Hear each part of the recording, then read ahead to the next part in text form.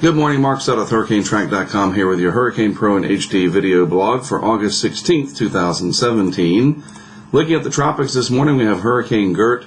As of the 5 a.m. advisory package, winds were 90 miles per hour, and it was moving off to the northeast pretty quickly now at 21 miles per hour. Needless to say, this will not be posing any direct impact to land areas over here, nor in Bermuda, but the swells generated by this will radiate outward and continue to impact portions of the East Coast and probably Bermuda as well. So keep an eye on that via your local National Weather Service products. Then we have a series of disturbances out here, 91L, 92L, and 93L. And just real quickly, what does that mean? Well, there's a sort of a numbering system used for these areas of interest, and this really highlights the need for that. Instead of calling it this disturbance, and that disturbance, the National Hurricane Center and other agencies use this numbering system. The numbers are 90 through 99, and then they get used over again as many times as needed each season, and the letter L for Atlantic. And it's just a way to designate a specific area as an area of investigation or interest, or what we call an area of invest, and then we just shorten it to Invest 91L. And that's what this is here, 30% chance of development over the next 48 hours, 40% long term, and then this one is 30-40 as well, and then this one, nothing in the short term to speak of, and then also 40%. So each of these has a medium chance of development, so lots of energy and lots of potential in the tropics, but nothing really posing a problem just yet. In the meantime, in the Pacific, nothing except this one area here, which will eventually amount to nothing, it looks like. So the eastern Pacific here is shutting down, so we can just kind of X this out as an area that we really don't have to worry about.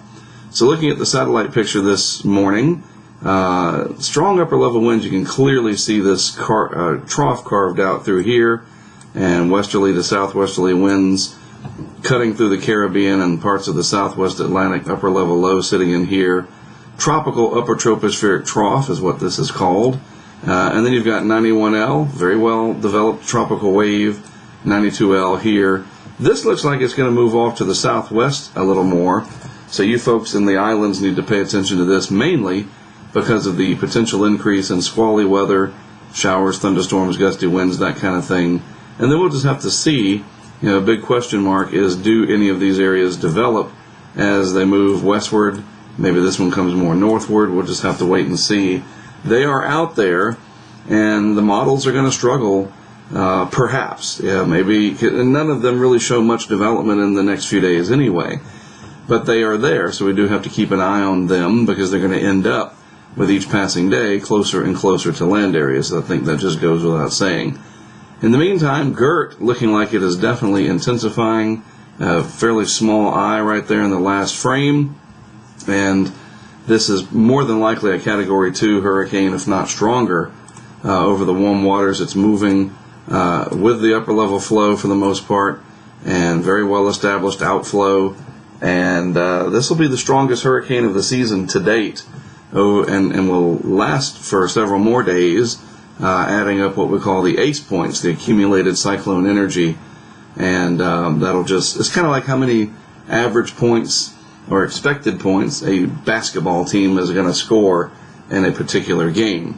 The ACE points is a wind energy measurement of the true energy of a particular season's individual cyclones all added up together at the end. That's why it's called accumulated.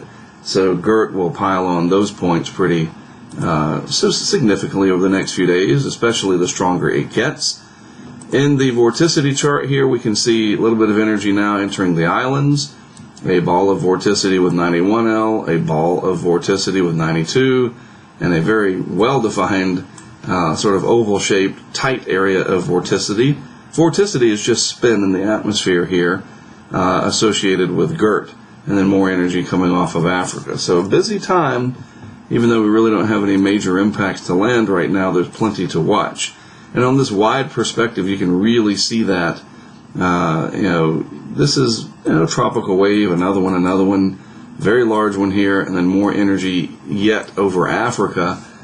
So here we go. As we end August, we'll have to see, like I said, where do these systems end up? It's not so much what they're doing now as what will they do later, and that's the big question.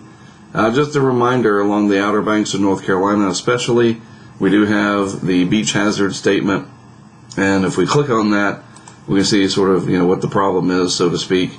And, we have these long period easterly swells from Hurricane Gert, and they will produce a high threat of rip currents and strong shore break through this evening, and then this should abate. And this is important because the shore break is where those waves crash right on the beach. And 3 to 4 foot surf, the rip current threat high. If you're not careful out there, this can be overwhelming and have tragic consequences. So if you're at the beach, heading to the beach, people going to the beach, especially families, just let them know to please be a little extra cautious in the surf through tomorrow is a good way to look at it. All right, well, that's it from me for today. I'm Mark Sudduth for HurricaneTrack.com, my website, of course, and for Hurricane Pro and HD. I'll have more for you tomorrow.